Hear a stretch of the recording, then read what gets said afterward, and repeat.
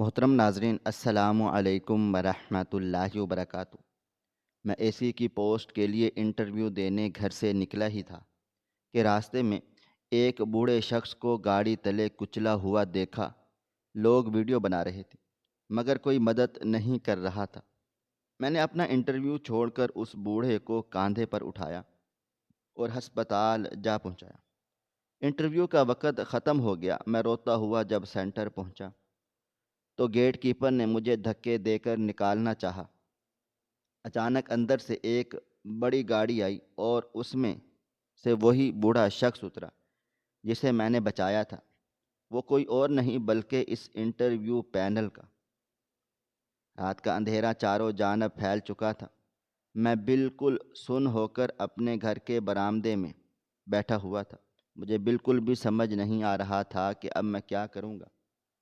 آج اس نوکری کے لیے میں نے سب کے کان کھائے ہوئے تھے، مجھے اس نوکری سے کوئی آسرا نہیں ملا تھا۔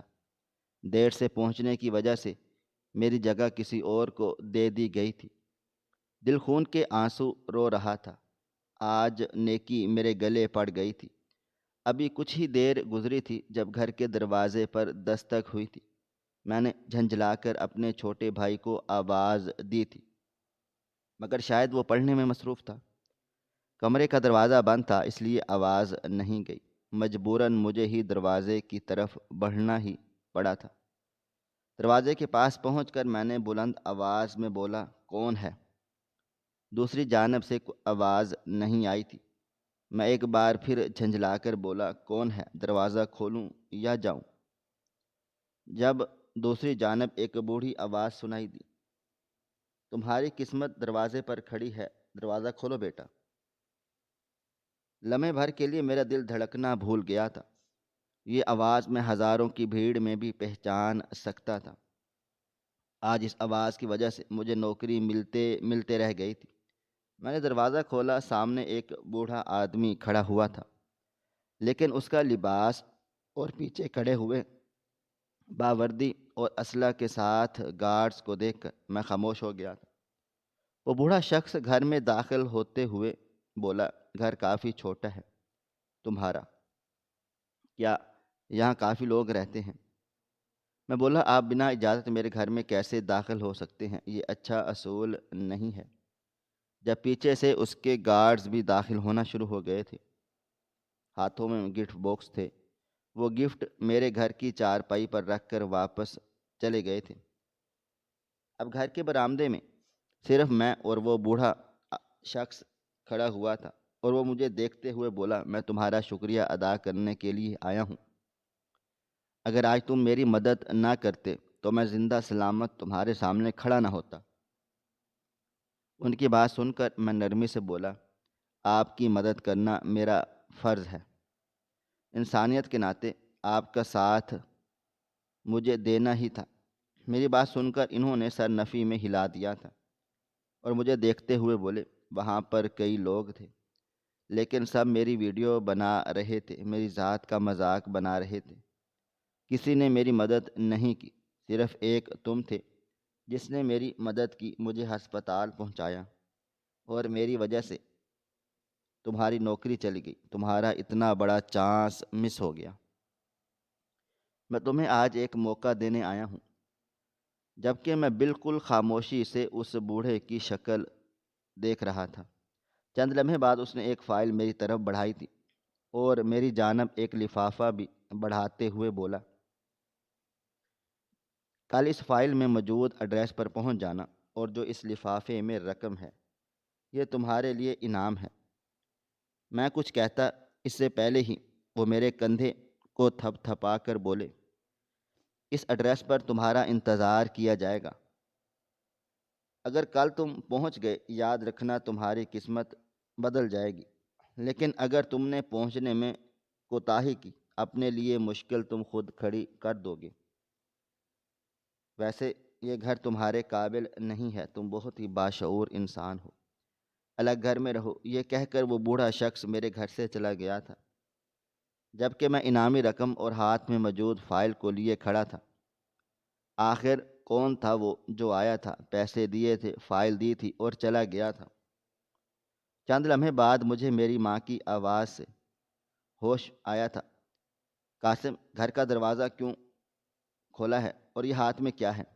ان کی آواز سے میں نے ایک نظر ان کے وجود پر ڈالی تھی اور پھر فائل اور انعامی رقم چارپائی پر رکھ کر دروازہ بند کیا تھا۔ ابھی میرے پاس ہی آ گئی تھی۔ چند لمحے میں انہیں میں دیکھتا رہا اور پھر بولا، میں آرام کرنے جا رہا ہوں۔ یہ میرا دوست دے کر گیا تھا، میرا کچھ آفس کا سامان ہے۔ جبکہ وہ فوراً سے بولی، ارے ہاں، تم نے مجھے بتایا نہیں کہ نوکری کا کیا بنا؟ ان کی بات سن کر میرا دل ایک بار پھر اداس ہو گیا تھا۔ آج میری نوکری لگ جاتی اگر میں برے وقت پر AC کے دفتر پہنچ جاتا، لیکن وقت کی پابندی نہ کرنے کے باعث آج مجھے بہت بڑا نقصان ہو گیا تھا۔ بے شک میرے پاس انعامی رقم تھی، لیکن یہ صرف اور صرف وقتی سہارا تھا۔ میں چپ چاپ اپنے کمرے کے اندر آ گیا تھا۔ دروازہ بند کیے میں نے لفافہ کھولا اور اگلا لمحہ حیران کر دینے والا تھا۔ اس لفافے میں 5,000 کے کئی نوٹ تھے۔ میں نے پیسے کاؤنٹ کرنا شروع کر دیے۔ جیسے جیسے میں نوٹ کاؤنٹ کرتا جا رہا تھا میری آنکھیں چار ہو گئی تھیں۔ وہ پورے 3 لاکھ روپے تھے اور ساتھ میں اس میں ایک ایڈریس بھی موجود تھا۔ میں نے کارڈ نکال کر غور سے دیکھا، یہ ایک اور AC کمپنی کے دفتر کا کارڈ تھا۔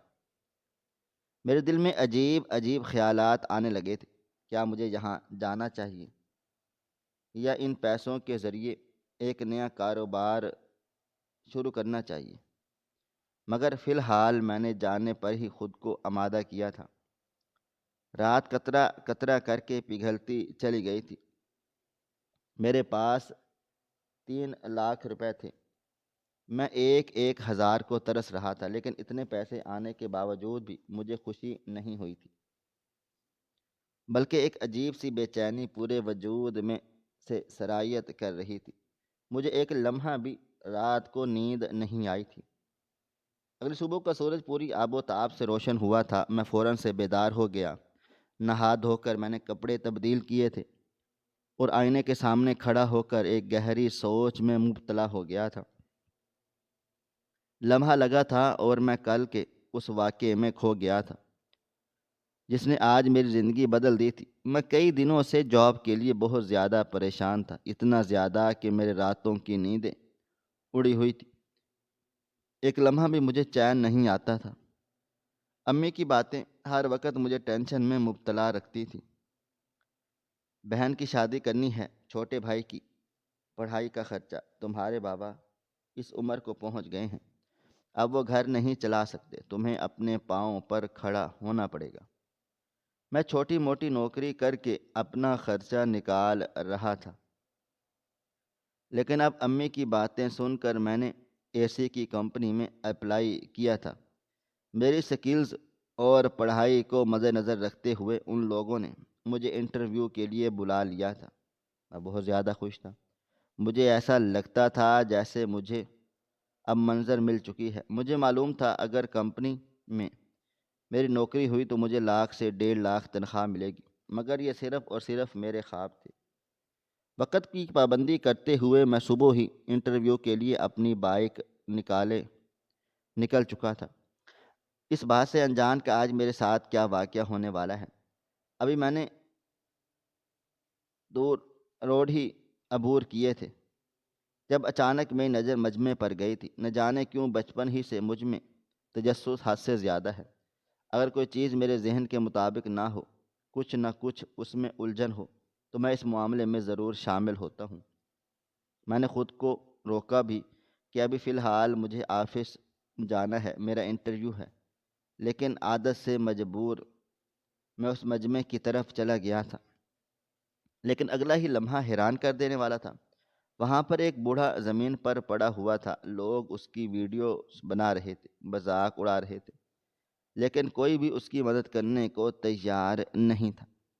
ان کے ہاتھ پاؤں اچھی طرح چھل چکے تھے۔ یقیناً وہ بوڑھا شخص راستہ عبور کر رہا تھا جب کسی گاڑی نے انہیں ٹکر ماری تھی۔ میں حیران ہو رہا تھا، آخر اتنے نوجوان کھڑے ہیں، کوئی مدد کیوں نہیں کر رہا؟ میں فوراً سے بھیڑ چیرتا ہوا اس بوڑھے کے پاس چلا گیا تھا اور انہیں سہارا دے کر بامشکل کھڑا کیا تھا، جبکہ ان کی حالت بہت بری ہو رہی تھی۔ لوگ اچانک ہی مجھ پر چیخنے چلانے لگ گئے تھے۔ آخر تمہیں مسئلہ کیا ہے؟ وہ خود کھڑا ہو کر چلا جائے گا، ہٹو ہمیں ویڈیوز بنانے دو۔ جبکہ میں حیران تھا، آج سے پہلے میں نے روڈ پر ایسا واقعہ کبھی نہیں دیکھا تھا۔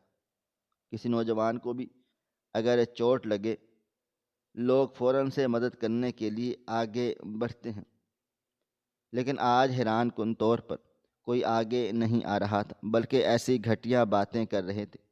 میں فوراً سے چلایا، دماغ ٹھیک ہے تم لوگوں کا؟ ایک بوڑھا انسان تکلیف سے تڑپ رہا ہے اور تمہیں ویڈیوز بنانی ہے، کنٹینٹ چاہیے؟ انسان بنو، یہ وقت تم سب پر بھی آ سکتا ہے، ہم سب پر بھی ہوتا ہے۔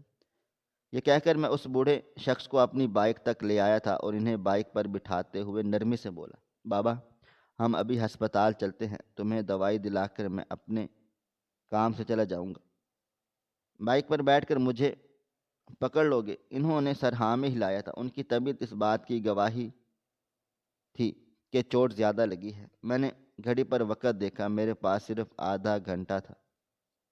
مجھے کسی بھی قیمت پر اپنے دفتر پہنچنا تھا۔ مجھے معلوم تھا اس کمپنی کے قوانین کافی سخت ہیں، وقت کی پابندی نہ کرنے پر یہ لوگ کام نہیں دیں گے، لیکن اب میں مجبور ہو گیا تھا۔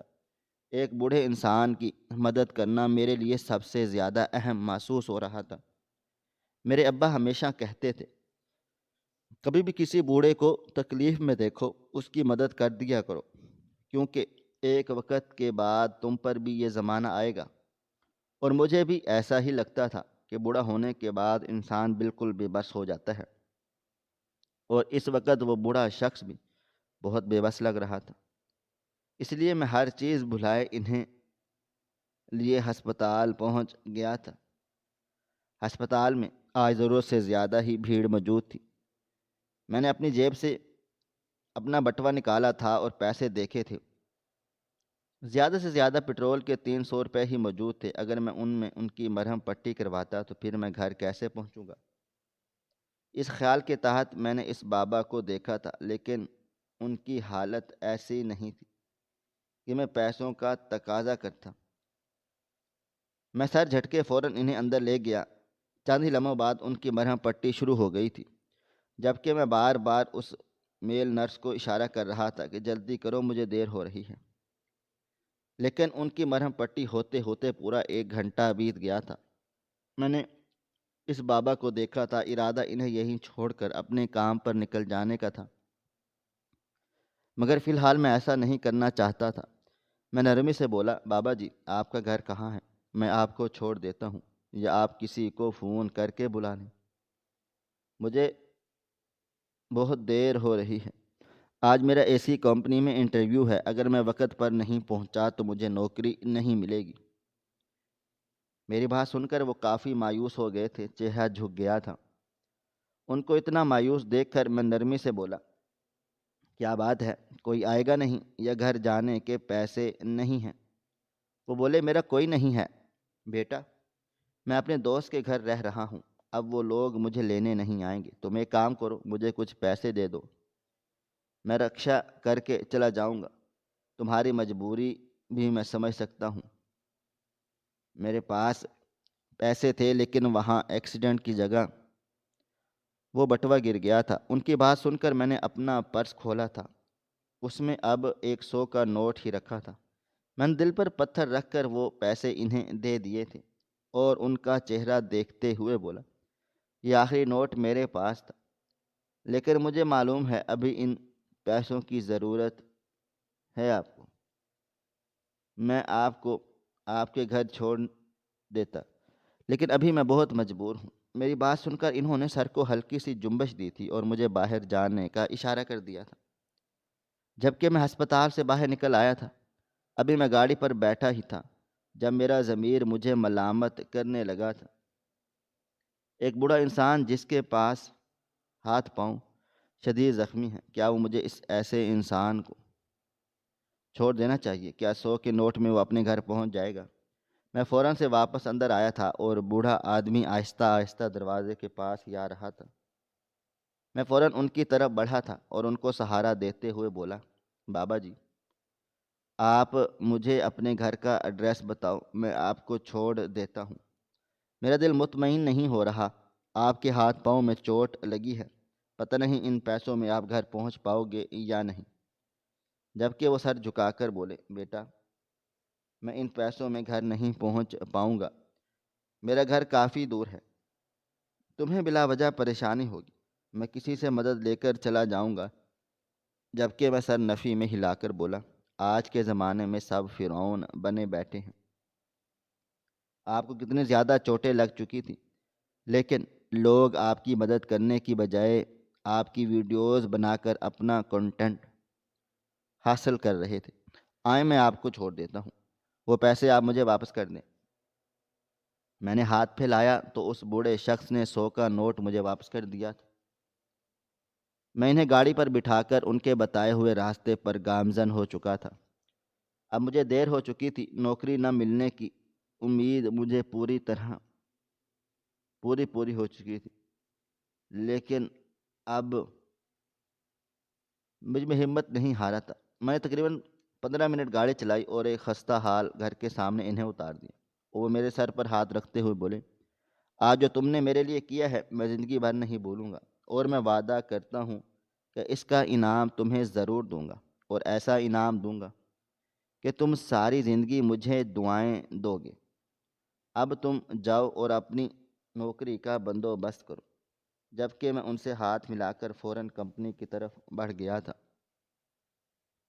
دل میں ایک ہی بات کا ڈر بیٹھا ہوا تھا، نہ جانے نوکری ملے گی یا نہیں، یا پھر مجھے آج بھی مایوسی ہی ملے گی۔ لیکن میں دعائیں مانگ رہا تھا کہ اے میرے رب کعبہ مجھے نوکری مل جائے۔ میرے باپ کی ایسی عمر نہیں ہے کہ اب میں انہیں کماتا ہوا دیکھوں۔ میری بہن بڑی ہو رہی ہے، مجھے اسے رخصت کرنا ہے۔ میرا چھوٹا بھائی پروان چڑھ رہا ہے۔ جس طرح میں نے اپنے باپ کے پیسے پر عیاشی کر کے تعلیم حاصل کی ہے، خوشیوں بھری زندگی گزاری ہے، میں اپنے بھائی کو ایسے ہی پرسکون زندگی دینا چاہتا تھا۔ لیکن حالات اتنے پیچیدہ نظر آ رہے تھے کہ مجھے کوئی خواب پورا ہوتا ہوا نظر نہیں آ رہا تھا۔ دعائیں مانگتے مانگتے میں کمپنی میں پہنچ گیا تھا۔ گاڑی ایک طرف پارک کی تھی اور اندر کی طرف بڑھا تھا۔ ابھی میں دروازے کے پاس پہنچا ہی تھا جب گارڈ نے میرے آگے ہاتھ کر دیا تھا اور مجھے دیکھتے ہوئے بولا، کہاں جا رہے ہو؟ میں نے فوراً اس کے سامنے اپنی فائل کی تھی اور دھیمی آواز میں بولا، آج میرا انٹرویو ہے اے سی کمپنی میں۔ وہ بولا، مجھے معلوم ہے یہ کمپنی اے سی کی ہے، لیکن جو انٹرویو ہونے تھے وہ تو ہو چکے ہیں۔ براہ کرم آپ چلے جائیں، آپ کا انٹرویو اب نہیں ہوگا۔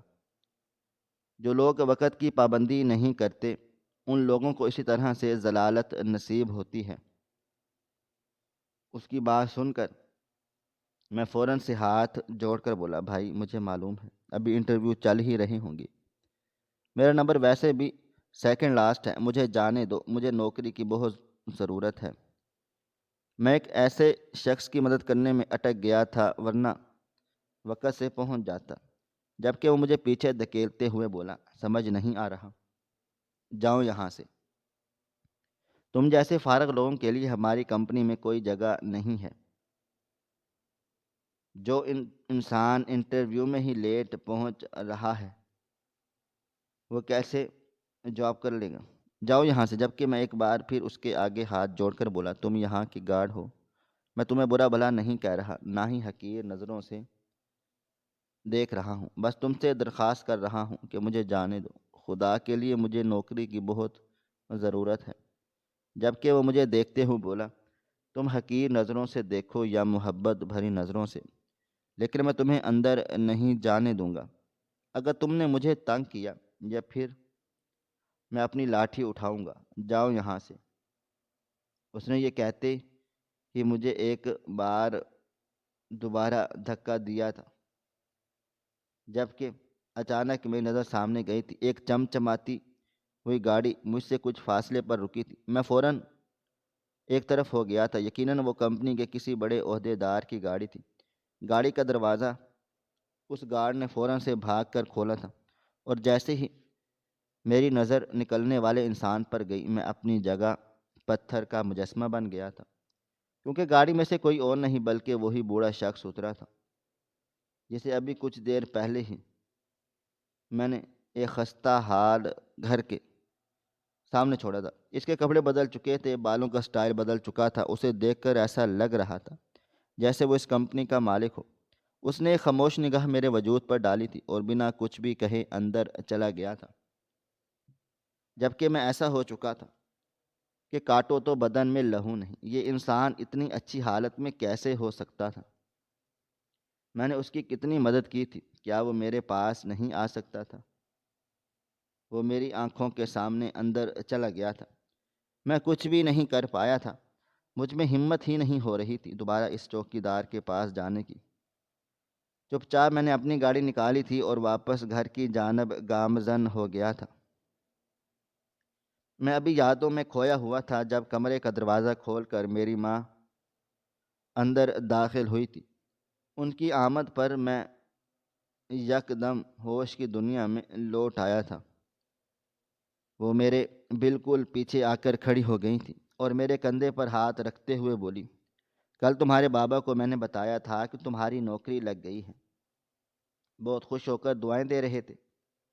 ان کا کہنا تھا کہ تم ان کے سب سے فرما بردار بیٹے ہو، 5 وقت کے نمازی ہو، اچھی تعلیم یافتہ، اور اب نوکری کرنا شروع کر دی ہے۔ تم جیسا بیٹا نصیب والوں کو ملتا ہے۔ اچھی نوکری مل جانے کے بعد اپنے باپ کو مت بھولنا، انہوں نے تمہارے لیے بہت کچھ کیا ہے۔ جبکہ میرا دل عجیب و غریب کیفیت میں مبتلا ہو رہا تھا۔ میں تو ان کو بتا بھی نہیں پایا تھا، امی مجھے ابھی نوکری نہیں ملی، ابھی صرف مجھے بلایا گیا ہے۔ مگر ان کی آنکھوں میں موجود چمک کو دیکھ کر میں خاموش ہو گیا اور مرغا سر ہاں میں ہلا کر اپنی فائل اٹھائے باہر نکل گیا۔ انہوں نے مجھے ناشتے کے لیے بہت روکا، مگر فی الحال میں اس جگہ پہنچنا چاہتا تھا جہاں آج مجھے نوکری ملنے کے چانسز تھے۔ یہ بات طے ہو چکی تھی، کل میں نے جس کی مدد کی تھی وہ کوئی مدد نہیں بلکہ کوئی امتحان تھا جو میرا لیا گیا، اور میں اس امتحان میں پاس ہو گیا تھا۔ 3 لاکھ کی رقم اتنی آسانی سے کوئی بھی شخص کھڑے ہو کر نہیں دیتا، اور کتنا ہی کروڑ پتی کیوں نہ ہو، کبھی وہ اپنا پیسہ اس طرح کسی پر ضائع نہیں کرتا۔ میں ایڈریس کے مطابق اس کمپنی میں پہنچ گیا تھا۔ اس بڑی کمپنی کو دیکھ کر میری آنکھیں بڑی ہو چکی تھیں۔ وہاں پر 2 گارڈز کھڑے ہوئے تھے۔ میں نے گاڑی ایک طرف لگائی تھی اور سامنے کی طرف بڑھ گیا تھا۔ آج میں نے وقت میں ذرا بھی دیری نہیں کی تھی، نہ ہی روڈ پر ادھر ادھر نظریں دوڑائی تھیں۔ کل کے واقعے نے مجھے ایک سبق دیا تھا، جہاں آپ جا رہے ہیں انسان کو صرف وہیں پر نظر رکھنی چاہیے۔ میں جانتا ہوں یہ سوچ غلط ہے۔ اگر آپ کی نظر میں کوئی مظلوم انسان آ رہا ہے، آپ پر لازم ہے آپ اس کی مدد کریں، اور یہی انسانیت کا تقاضا بھی ہے۔ مگر میں اس واقعے سے اتنا خوفزدہ ہو گیا تھا کہ آج میں نے کہیں بھی دیکھنے کی جرت نہ کی۔ موقع انسان کو بار بار میسر نہیں ہوتا۔ میں پاس پہنچا تو ایک گارڈ فوراً میرے نزدیک چلا آیا اور مجھے دیکھتے ہوئے بولا، آپ کا نام قاسم ہے؟ میں نے سر ہاں میں ہلا دیا تھا تو وہ فوراً سے بولے، آپ کا انتظار CO صاحب کر رہے ہیں، انہوں نے 1-2 مرتبہ اندر سے آدمی بھیجے ہیں، آپ فرسٹ فلور کے تیسرے روم میں چلے جانا، وہی CO صاحب کا کمرہ ہے۔ آج آپ کے لیے وہ جلدی آئے ہیں۔ ان کی بات سن کر میں نے کچھ بھی نہیں بولا تھا، بس خاموشی سے اندر چلا گیا تھا۔ اندر داخل ہوتے ہی ایک بڑا سا ریسیپشن بڑا ہوا تھا اور پھر سامنے سیڑھیاں موجود تھیں، لفٹ بھی تھی، مگر فی الحال میں نے سیڑھیوں کو ہی اپنے لیے منتخب کر لیا تھا۔ جیسے جیسے میں قدم بڑھاتا جا رہا تھا میرے دل کی دھڑکنیں مزید بڑھتی جا رہی تھیں۔ مجھے یہاں کیوں بلایا گیا تھا، اور کون تھا COE جو میرے لیے اپنی نیندیں حرام کیے آیا تھا، میرا انتظار کر رہا تھا؟ سیڑھیاں عبور کر کے میں فرسٹ فلور پر پہنچ گیا تھا۔ تیسرے کمرے کے سائڈ پر بڑے بڑے لفظوں میں CEO کا نام درج تھا، محمد رحمان علی۔ میں دروازے کے پاس پہنچ گیا۔ گہری سانس لے کر میں نے ہلکی سی دستک دی۔ اندر سے گمبھیر آواز سنائی دی، آ جاؤ، دروازہ کھلا ہے، تمہارا ہی انتظار کیا جا رہا ہے۔ ان کی آواز سن کر میں لمحوں میں پہچان گیا تھا، یہ وہی آدمی تھا جس کی کل میں نے مدد کی تھی، جو کل میرے گھر آیا تھا، مجھے فائل دی تھی اور 3 لاکھ روپے دیے تھے اور اس کمپنی میں آنے کی دعوت دی تھی۔ میں دروازہ کھول کر اندر داخل ہوا۔ سامنے میری سوچ کے مطابق وہی آدمی بیٹھا ہوا تھا۔ اس کے علاوہ ایک خوبصورت لڑکی اور ایک لڑکا بھی بیٹھا ہوا تھا جس کی عمر تقریباً 25 یا 26 سال کی۔ میں نے ان تینوں کو مشترکہ سلام کیا تھا، جبکہ وہ بوڑھا آدمی اپنی جگہ سے کھڑا ہو گیا اور میرے پاس آ کر باقاعدہ مجھے گلے سے لگا لیا۔ کمپنی کا CEO مجھے گلے سے لگا رہا تھا۔ یہ میرے لیے بہت بڑی بات تھی۔ وہ مجھے بٹھاتے ہوئے بولے، کب سے ہم تمہارا ہی انتظار کر رہے ہیں، تم آج لیٹ کیوں آئے؟ میں نے گھڑی کی طرف نظر ڈالی، ٹائم بالکل پرفیکٹ تھا۔ میں انہیں دیکھتے ہوئے بولا، فائل پر 9 بجے کا ٹائم مقرر تھا، میں اسی وقت پہنچا ہوں۔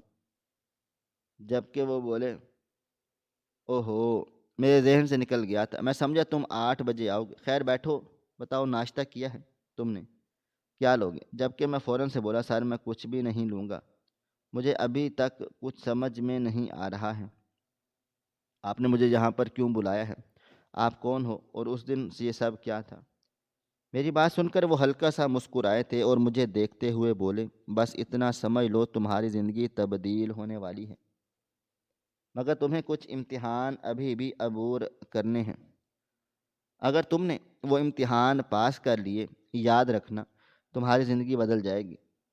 تمہیں ایک ایسی زندگی گزارو گے جس کی لوگ تمہیں تمنا کرتے ہیں۔ سمجھو تمہاری ایک نیکی تمہیں کہاں تک پہنچانے والی ہے۔ ان کی بات میری سمجھ سے باہر تھی۔ میں نے نظریں گھما کر ارد گرد دیکھا تو وہ لڑکی بہت ہی محبت پاش نظروں سے دیکھ رہی تھی، چہرے پر ایک بڑی سی مسکراہٹ سجائے، جبکہ اس کے برعکس برابر میں بیٹھا ہوا لڑکا، اس کا بس نہیں چل رہا تھا وہ مجھے کچا چبا جائے۔ اس کی آنکھوں میں موجود میرے لیے نفرت صاف جھلک رہی تھی۔ مجھے ان دونوں کی جانب متوجہ وہ آدمی مجھے دیکھتے ہوئے بولا، یہ دونوں میرے بچے ہیں، یہ میری بیٹی ہے اور یہ میرا بیٹا، لیکن آج میں جس مقام پر بیٹھا ہوا ہوں وہاں دونوں میں سے کسی ایک کو بھی اپنی جائیداد نہیں دینا چاہتا۔ مجھے معلوم ہے ان دونوں کو میں اپنی جائیداد دے کر میں ایک بہت بڑی غلطی کر دوں گا، آنے والی نسل کو برباد کروں گا اور اپنا پیسہ ڈبو دوں گا۔ انسان اپنی اولاد کے لیے ہی کماتا ہے تاکہ ان کی اولادیں آگے جا کر پرسکون زندگی بسر کریں، ان کی آنے والی نسل پرسکون رہے، مگر میں ایسا نہیں کرنا چاہتا۔ جس طرح کی میں نے اپنی زندگی میں محنت کر کے یہ سب حاصل کیا ہے، یہ سب ان دونوں پر بھی لاگو ہوتا ہے۔ میرا کام تھا انہیں تعلیم دینا، انہیں ان کے پاؤں پر کھڑا کرنا۔ اب یہ ان پر ہے کہ وہ دونوں کس طرح کام کو اسپینڈ اپنی تعلیم کا استعمال کر کے آگے بڑھیں۔ مجھے اب بھی اس کی باتیں سمجھ نہیں آ رہی تھی۔ چند لمحے وہ خاموش رہے اور پھر میری جانب ایک فارم بڑھاتے ہوئے بولے، میں تمہیں اپنی کمپنی کا CEO بنانا چاہتا ہوں، یعنی اپنی جگہ تمہیں دینا چاہتا ہوں۔ یہ میں کسی احسان کی وجہ سے نہیں کر رہا، بلکہ یہ میں اس لیے کر رہا ہوں کہ تمہارے دل میں لوگوں کے لیے رحم ہے۔ جہاں 100 لوگ کھڑے ہو کر مزے لیں گے، وہاں تم کھڑے ہو کر انصاف کرو گے۔ میری کمپنی 4 ہیں اور ان چاروں کمپنیوں میں انصاف کے ساتھ رہنا چاہتا ہوں۔ وہاں موجود ہر ورکر کے ساتھ میں انصاف پسندی چاہتا ہوں۔ مجھے نہیں پتہ میں کب تک زندہ رہوں، کب مر جاؤں، لیکن میں اپنی زندگی میں اپنی کرسی ایک ایسے ذمہ دار اور ایک ایسے دل رکھنے والے شخص کو دیکھ کر دینا چاہتا ہوں۔ دوسری لوگوں کی انسان سمجھے، نہ کہ روبوٹ۔ ان کی بات سن کر میں بے اختیار اپنی جگہ سے کھڑا ہو گیا تھا۔ میں نے گھبرائی ہوئی نظروں سے ان کے بیٹے کو دیکھا اور سر نفی میں ہلا کر بولا، سر آپ مجھے کوئی اور پوسٹ دے دیں، میں جی جان سے لگا کر کام کروں گا اور انصاف پسندی سے رہوں گا، آپ کو کبھی مایوسی نہیں دوں گا۔ لیکن میں اتنی بڑی جگہ نہیں سنبھال سکتا، لیکن میں اس قابل بھی نہیں ہوں۔ یہ جگہ آپ کی اولادوں کی ہے، میری نہیں۔ میں مزید کچھ کہتا ہوں اور اس سے پہلے ہی وہ لڑکی اپنی جگہ سے کھڑی ہوئی تھی اور میری جانب بڑھ گئی تھی۔ میرے بابا نے 50% شیئر میرے نام کیے ہیں، اس حساب سے میں تمہیں CEO بنانے کے لیے اہل ہوں، اور میں بابا کی بات پر متفق ہوں۔ تمہیں دیکھ کر ہی اندازہ ہو رہا ہے کہ تم اس کرسی کو سنبھالنے کے لیے اہل ہو۔ میرے بھائی کی پرواہ مت کرو، آج تک اس نے کچھ حاصل کیا ہی نہیں ہے۔ بابا کس بات کے لیے اسے یہ مقام دیں؟ میں نے پلٹ کر دیکھا، وہ ایک دم سے اپنی جگہ سے کھڑا ہوا تھا اور اپنے باپ کو دیکھتے ہوئے بولا، آپ نے آج تک میرے لیے کیا ہی کیا ہے؟ بچپن سے لے کر ہر چیز کے لیے آپ نے مجھے اب تک ترسایا ہے، اور اب یہ کرسی میری تھی، میں اس پر بیٹھ کر ہمارے کاروبار کو وسیع کرتا، اس کو آگے بڑھاتا۔ ہماری نسل بیٹھ کر کھاتی، لیکن آپ ایک ایسے راہ چلتے انسان کو اپنی پراپرٹی دے رہی ہیں جس کی نہ نسل کا ہمیں پتہ ہے اور نہ ہی اس کی شخصیت کا۔ آپ صرف ایک ملاقات میں یہ فیصلہ کیسے لے سکتے ہیں کہ یہ CEO بننے کے اہل ہے اور میں نہیں؟ جبکہ وہ لڑکی اپنے بھائی کو دیکھتے ہوئے بولی، بھائی 50% کے شیئر میرے بھی ہیں، 2 کمپنیاں میرے نام تو ہیں، بہتر ہے تم خاموش رہو اور تمہارے پاس کچھ بھی نہیں، جاؤ یہاں سے۔ میرا دل زور زور سے دھڑکنے لگا تھا، مجھے یہ سب کچھ ٹھیک نہیں لگ رہا تھا۔ نہ جانے کیوں مجھے ایسا لگتا تھا کہ میرے ساتھ کچھ برا ہونے والا ہے۔ اس نے پاؤں پٹکے تھے اور میرے سامنے سے چلا گیا تھا۔ اس کے چلے جانے کے بعد وہ لڑکی میرے قریب آ کر کھڑی ہو گئی تھی اور اپنے باپ کو دیکھتے ہوئے بولی، میں آپ کے فیصلے سے متفق ہوں۔ پہلے مجھے بہت زیادہ پریشانی ہوتی تھی، لیکن اب اس انسان سے ملاقات کر کے میں نے اپنا ارادہ بدل لیا ہے۔ آپ بالکل بھی ٹھیک فیصلہ کر کے لے جا رہے ہیں۔ ہماری کمپنی میں ایک ایسے ہی ہاتھوں میں جانی چاہیے جو انسانیت کے تقاضے جانتا ہو، میرے بھائی کی طرح نہیں کہ اگلا مر بھی رہا ہو تو اسے فرق نہ پڑے۔ میں نے اس بوڑھے شخص کو دیکھا جو چہرے پر مسکراہٹ سجائے اپنی بیٹی کی بات سن رہا تھا۔ میں فوراً سے 2 قدم پیچھے ہوا تھا۔ یہ ایک بہت بڑا کھیل تھا جس میں مجھے پھنسایا جا رہا تھا۔ میرا دل کہہ رہا تھا کچھ گڑبڑ ضرور ہے، جیسا سب کچھ نظر آ رہا ہے ویسا ہے ہی نہیں۔ اور کچھ میں نے سر نفی میں ہلا کر بولا، مجھے آپ کی جائیداد میں دلچسپی نہیں ہے۔ اگر آپ نے مجھے ایک اچھی جگہ پر بٹھانا چاہتے ہیں تو مجھے یہاں نوکری فراہم کر دیں، اس سے زیادہ میں اور کچھ بھی نہیں چاہتا۔ میں آپ کی کرسی نہیں لوں گا، یہ کرسی آپ کے بیٹے کی یا بیٹی کا حق ہے اور میں کسی کا حق نہیں کھا سکتا۔ میں نے لفظوں کا چناؤ بہت سوچ سمجھ کر کیا تھا۔ میں اپنی جگہ بھی خراب نہیں کرنا چاہتا تھا اور یہ کرسی بھی نہیں لینا چاہتا تھا۔ میری بات سن کر وہ بوڑھا کچھ دیر خاموش رہا اور مجھے دیکھتے ہوئے بولا، تمہاری بات ٹھیک ہے، لیکن میں اپنی خوشی سے تمہیں یہ جگہ سونپنا چاہتا ہوں۔ میری بیٹی تمہارے ساتھ ہر لمحہ رہے گی، تمہیں پریشان ہونے کی ضرورت نہیں ہے۔ اصل مالک میں ہی رہوں گا، بس تمہیں فرنٹ پر آنا ہے۔ اب میں تمہیں کچھ سمجھانا چاہتا ہوں، بیٹھ جاؤ۔ ان کا لہجہ اب پہلے کی نسبت کافی بہتر ہو گیا تھا۔ میں نے اس لڑکی کو دیکھا، وہ بھی خاموشی سے دوسری کرسی پر بیٹھ گئی تھی۔ مجھے تھوڑی سی گھبراہٹ ہوئی تھی، لیکن میں خاموشی سے ان کے کہنے کے مطابق بیٹھ چکا تھا۔ وہ بوڑھا شخص مجھے دیکھتے ہوئے بولا، تم نے ابھی میرے بیٹے کا ایٹیچیوڈ دیکھا ہوگا، اس نے کس طرح سے سب کے درمیان میری بے عزتی کر ڈالی ہے۔ خدا زندگی لٹا دی۔ ان کو کامیاب کرنے کے لیے میں نے سب کچھ کیا، مگر آج یہ میرے منہ پر بول کر چلا گیا کہ میں نے آج تک آپ نے میرے لیے کیا ہی کیا ہے۔ حالانکہ یہ بہت اچھے تھے، جانتا ہے کہ اس کے باپ نے اس کے لیے کیا کچھ کیا ہے، مگر اولاد کے آگے باپ بے بس ہو جاتے ہیں، جیسے آج میں ہو گیا ہوں۔ میں کبھی بھی اپنی جگہ کسی غیر انسان کو نہیں دے سکتا۔ میں نے یہ سب بہت مشکلوں سے بنایا ہے، صرف اور صرف اپنے دو بچوں کے لیے، ایک بیٹا اور ایک بیٹی۔ میں جانتا ہوں میں تمہارے جذبات کے ساتھ کھیل رہا ہوں، لیکن بدلے میں تمہیں بہت سارے پیسے ملیں گے، یعنی تمہاری پرماننٹ جاب میرے پاس ہو چکی ہے۔ کل جب میں نے کئی لوگوں کے انٹرویو لینے تھے، میں نے صرف تمہارا انتخاب کیا تھا، کیونکہ سب سے پہلے میں نے تمام کینڈیڈیٹ کے بیک گراؤنڈ کو چیک کیا تھا، اور ان سب بیک گراؤنڈ میں تمہارا بیک گراؤنڈ مجھے بہت اچھا لگا تھا، جو اپنے باپ، بھائی بہن اور ماں کے لیے کمانا چاہتا تھا۔ اس لیے میں نے صرف تمہارا انتخاب کیا تھا۔ وہاں پر موجود بھیڑ کے آدمی میرے ہی تھے، مجھے کوئی چوٹ نہیں لگی تھی، اور جس ڈاکٹر کے پاس تم مجھے لے کر گئے تھے وہ بھی میرا ہی تھا۔ مجھے معلوم تھا کہ تم زیادہ سے زیادہ مجھے کسی سرکاری ہسپتال میں لے کر جاؤ گے،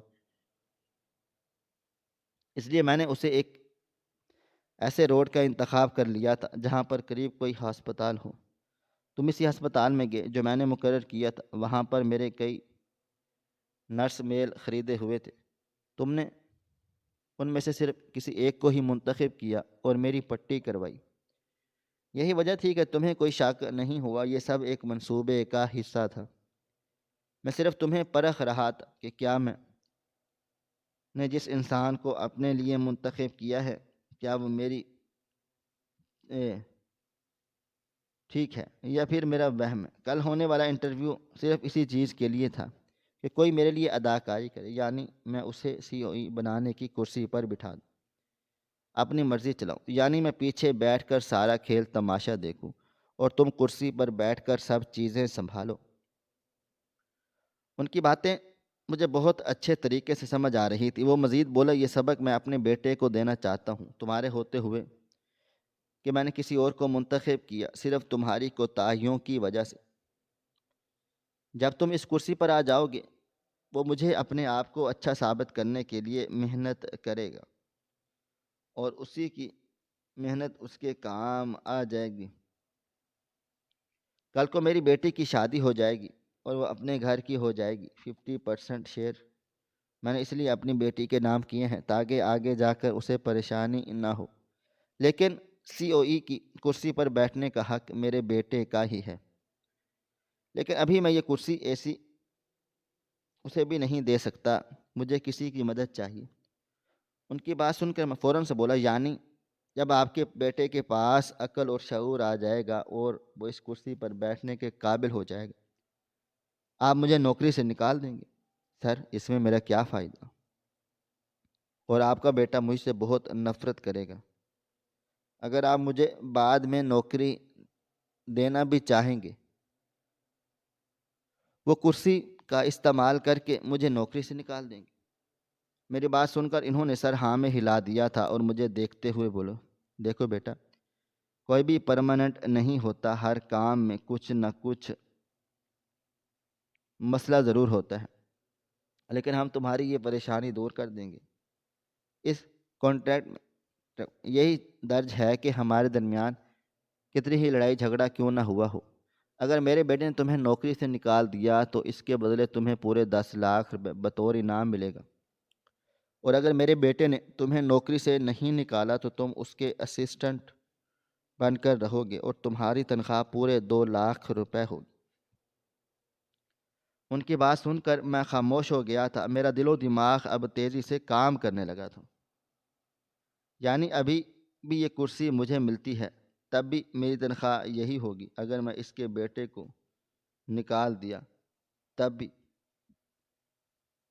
مجھے پورے 10 لاکھ روپے ملیں گے۔ میں نے فوراً ہاں کہہ دی تھی، اور ان پیسوں کے ذریعے میں کاروبار بھی کر سکتا تھا۔ وقت کی رفتار نہ کبھی تھم سکی ہے اور نہ کبھی تھم پائے گی۔ اگلے دن ہی میں آفس پہنچ گیا تھا۔ اس کا بیٹا، بیٹی اور خود صاحب آئے ہوئے تھے۔ انہوں نے بہت عزت کے ساتھ مجھے تمام کاغذات دے دیے تھے اور اس کرسی پر بٹھا دیا گیا تھا۔ وہ لڑکا غصے کے مارے پاگل ہو رہا تھا، مگر فی الحال اس نے خود کو سنبھال لیا تھا اور آگے بڑھ کر مجھے مبارکباد دی تھی۔ اس کا باپ بالکل ٹھیک بول رہا تھا۔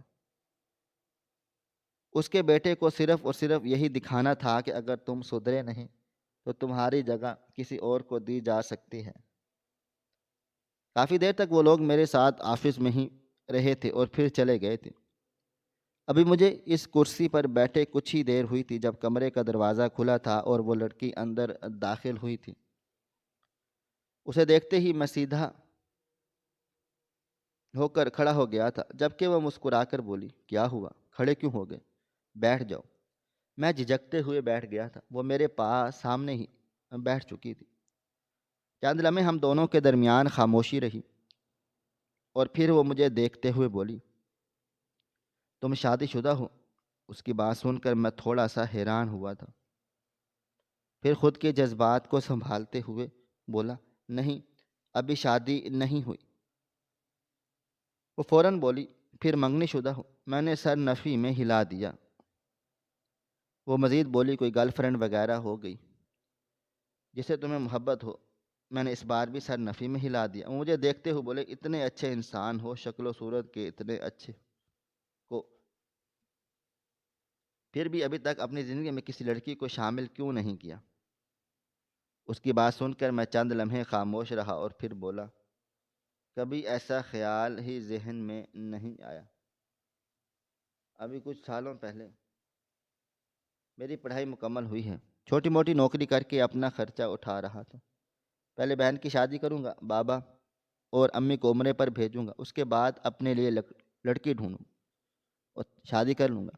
ابھی میری شادی کرنے کا کوئی ارادہ نہیں ہے، میں ابھی فی الحال اپنے کیریئر پر فوکس کرنا چاہتا ہوں اور امید کرتا ہوں کہ مجھے اچھی لڑکی ملے گی۔ وہ خاموش ہو گئی، نہ جانے کیوں اس کی خاموشی مجھے کچھ کھٹکی تھی، مگر میں چپ ہی رہا تھا۔ وقت کی رفتار نہ کبھی تھم سکی ہے اور نہ کبھی تھم پائے گی، اور ان دونوں باپ بیٹی کا منصوبہ کارآمد ثابت ہوا تھا۔ وہ لڑکا روز آتا تھا، میرے ساتھ بیٹھتا تھا، گھنٹوں باتیں کرتا تھا، مجھ سے کام سمجھتا تھا، اپنی کارکردگی دکھاتا تھا۔ میں ایک رپورٹ اس کے باپ کو دیتا رہا تھا، کسی کا حق نہیں کھانا تھا۔ یہ غلط تھا کیونکہ یہ کسی اور کا حق تھا، یہ میری جگہ نہیں تھی، یہ ان کے اولادوں کی جگہ ہی تھی۔ میں ایک انجان انسان تھا، صرف ان کی مدد کرنے کے لیے تھا۔ آج معمول کا ہی دن تھا، میں کھڑکی کے پاس کھڑا آسمان کو دیکھ رہا تھا جب اچانک مجھے اپنے پیچھے آہٹ محسوس ہوئی۔ میں نے پلٹ کر دیکھا، وہ لڑکی بالکل میرے پاس کھڑی ہوئی تھی۔ میں تھوڑا سا گھبرا کر پیچھے ہوا تھا جب اچانک اس نے میری طرف پھولوں کا گلدستہ بڑھایا تھا اور مجھے دیکھتے ہوئے بولی، شادی کرو گی مجھ سے؟ محبت ہو گئی ہے مجھے تم سے، وعدہ کرتی ہوں کبھی تمہیں شکایت کا موقع نہیں دوں گی، تمہارے گھر کو اپنا گھر سمجھوں گی اور تمہیں بھی اپنا سمجھوں گی، بس ایک موقع دے دے۔ اس کی بات سن کر میں بالکل خاموش ہو گیا تھا۔ ایسا لگتا تھا جیسے میرے من کی مراد پوری ہو گئی ہو اور میری آنکھوں میں نمی آ گئی تھی۔ میں فوراً سے بولا، میرا اور آپ کا کوئی جوڑ نہیں، یہ کرسی بھی میری نہیں، میں آپ کے بھائی کے لیے سب کچھ کر رہا ہوں۔ وہ بولی، میں اس لیے تمہیں پسند کرتی ہوں کہ تم بابا کو سب کچھ بتاتے ہو، میرے بھائی نے کیا کیا کیا اور وہ کتنا اچھا کام کر رہا ہے۔ تم بالکل بھی لالچی طبیعت کے نہیں ہو۔ میں اپنے لیے کیسے انسان کو ہی منتخب کرنا چاہتی ہوں جو مجھ سے پیار کرے، میرے جذبات کو سمجھے، نہ کہ میری دولت سے پیار کرے۔ اس کی بات سن کر میں خاموش ہو گیا۔ ہم دونوں کا کوئی جوڑ نہیں تھا، لیکن جس لڑکی سے میں محبت کر رہا تھا وہ مجھے پرپوز کر رہی تھی اور میں انکار نہیں کر سکتا تھا۔ میں نے اس کا پرپوزل ایکسیپٹ کر لیا تھا۔ یہ بات اس کے باپ کو معلوم ہوئی تو توقع کے مطابق وہ بہت زیادہ خوش ہوا تھا۔ انہوں نے فوراً ہی ہم دونوں کی منگنی کر دی۔ میرے گھر والوں بھی حیران تھے اور جبکہ میں خود بھی حیران تھا کہ خدا مجھ پر اتنا مہربان ہو گیا، صرف اور صرف میری ایک بے لوث نیکی کے ذریعے۔ مجھے سب معلوم تھا اب یہ کرسی چلی جائے تب بھی میرے پاس ایک ایسی لڑکی ہے جو مجھے بلندی پر پہنچا دے گی، اور ایسا ہی ہوا تھا۔ اس کے باپ نے جب اپنے بیٹے کو قابل بنتے دیکھا تو اسے واپس اس کی کرسی تھما دی۔ مجھے اس کا اسسٹنٹ بنا دیا گیا۔ مجھے اس سے کوئی فرق نہیں پڑا تھا، کیونکہ میں وہی کام کر رہا تھا جو میرا تھا، جبکہ اس لڑکے نے مجھے گلے لگا کر میرا شکریہ ادا کیا تھا کہ تمہاری بدولت مجھے میرا اصل معلوم ہوا ہے۔ لیکن میری منگیتر کو یہ گوارا نہیں تھا کہ میں اس کے بھائی کا اسسٹنٹ بنوں، اس لیے وہ اپنی کمپنی اپنے بھائی سے الگ کر کے مجھے اس کمپنی کا CEO بنا چکی تھی۔ ہم دونوں اب شادی کر چکے ہیں اور دونوں ہی اس کاروبار کو لے کر آگے بڑھ رہے ہیں۔ میں اپنے سالے سے کوئی کمپٹیشن نہیں کرنا چاہتا، لیکن قدرت ہم دونوں کو ہمیشہ سامنے کھڑا کر دیتی ہے اور میں ہمیشہ اس سے آگے نکل جاتا ہوں۔ میں رب العالمین کا جتنا شکر ادا کروں اتنا کم ہے۔ خدا نے جس طرح میری دعائیں سنی، مجھے میری نیکی کا صلہ دیا، میں کسی کو اپنی حالت نہیں بتا سکتا۔ میں تمام سننے والوں کو یہی پیغام دینا چاہوں گا کہ نیکی کرتے ہوئے یہ نہیں سوچا کریں کہ اس سے ہمیں فائدہ ملے گا یا نہیں، بس یہ سوچا کرو کہ اگلا شخص میری وجہ سے سکون میں آئے گا یا نہیں۔ باقی اللہ بہتر فیصلے کرنے والا ہے۔ ناظرین، آپ کو ہماری آج کی کہانی کیسی لگی؟ کومنٹ باکس میں اپنی رائے کا اظہار ضرور کریں۔ خواہش صرف اتنی ہے کہ کچھ الفاظ لکھوں جس سے کوئی گمراہی کے راستے پہ جاتے جاتے رک جائے، اور نہ بھی رکے تو سوچ میں ضرور پڑ جائے۔ دوستوں، امید کرتا ہوں کہ آپ کو یہ ہماری کہانی پسند آئی ہوگی۔ کہانی پسند آئی ہو تو ویڈیو کو لائک کریں، کومنٹس کریں، شیئر کرنا بالکل بھی نہ بھولیں۔ اور ہاں، اگر آپ لوگ اس چینل پر نئے ہیں تو ہمارے چینل ہریرہ انفو کو سبسکرائب ضرور کر لیں اور نوٹیفیکیشن کو ضرور دبا دیں تاکہ آنے والی کہانی سب سے پہلے آپ کو مل سکے۔ ملتے ہیں کل ایک نئی اور دلچسپ کہانی کے ساتھ، تب تک اپنا ڈھیر سارا خیال رکھیے گا۔ اللہ حافظ۔